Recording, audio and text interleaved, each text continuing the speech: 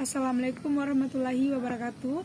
Perkenalkan, nama saya Novita Sari dengan NIM 19 2300 064. Nah, saya akan menjelaskan terkait tentang tugas analisa di konten video tadi. Nah, adapun pendahuluan yaitu, di tengah tekanan pandemi COVID-19 ini, peran perbankan dibutuhkan dalam membantu dunia usaha yang sedang mengalami tekanan, baik restrukturasi kredit maupun dengan penyaluran kredit baru. Nah, menurunnya dalam penyaluran kredit tidak perlu membeda-bedakan sektor. Sedangkan tantangan utama perbankan saat ini adalah bagaimana menjaga kualitas kredit agar tidak berujung dengan kredit macet atau non-performing loan atau NPL. Nah, sampai saat ini pandemi COVID-19 masih menjadi tantangan utama dalam perekonomian global dan nasional. Nah, industri keuangan khususnya perbankan juga ikut terdampak. Nah, dilihat dari datanya, total kasus COVID positif 19 di Indonesia sudah bertambah, yaitu 3.730 per 2 November kemarin, menjadi totalnya 448,118 kasus positif. Nah, kasus corona terbanyak tercatat masih berada di daerah Jawa Barat, dan total kasus ini ada sebanyak 378,982 pasien yang sudah sembuh, dan masih ada juga kasus meninggal dunia yang terus bertambah sebanyak 14.836 jiwa. Nah, aktivitas ekonomi yang terhambat karena adanya pembatasan sosial dan memang harus dilakukan untuk mencegah penyebaran resmi masuk jurang resesi setelah mencatat pertumbuhan ekonomi yang negatif, dan kuartal data pada pusat Badan Statistik mencatat pada kuartal 3 pada tahun 2020.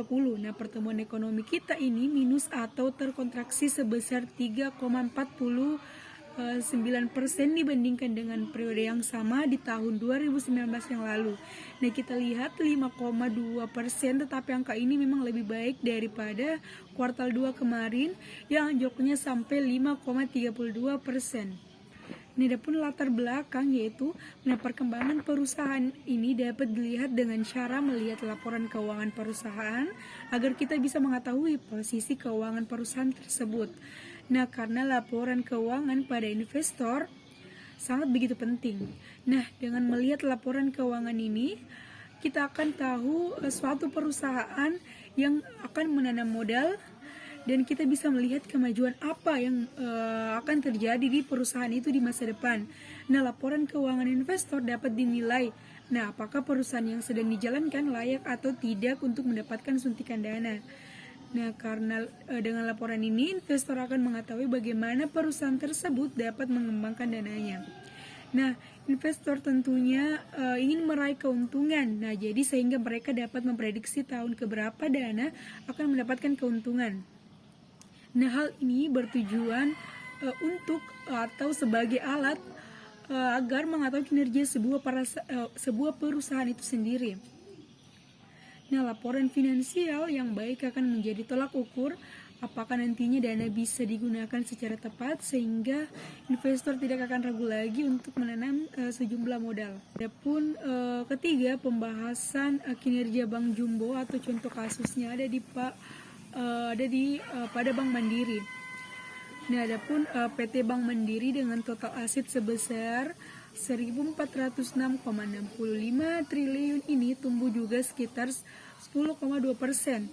Nah, secara tahunan kalau kita lihat di kuartal pertama, masih dengan kredit Mandiri sudah menyalurkan kredit sebesar 902,68% triliun, tetapi ternyata ini tidak seperti BRI yang hanya sedikit berkurang di kuartal kedua menjadi hanya 871,66 triliun. Tapi setelah itu digenjotlah di penyaluran kreditnya sehingga bisa bertambah sekitar 2,7 triliun menjadi 873,73 triliun.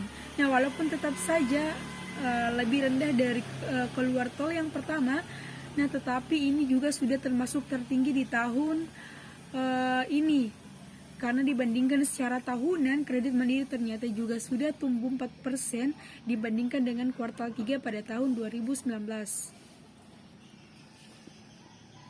Nah, dengan pihak ketiga atau dana yang dikumpulkan oleh perbankan dari para nasabahnya dari 941,34 triliun di kuartal pertama tahun 2020 naik menjadi 976,56 triliun dana dan akhirnya tembus menjadi 1024,17 triliun per kuartal 3 pada tahun 2020.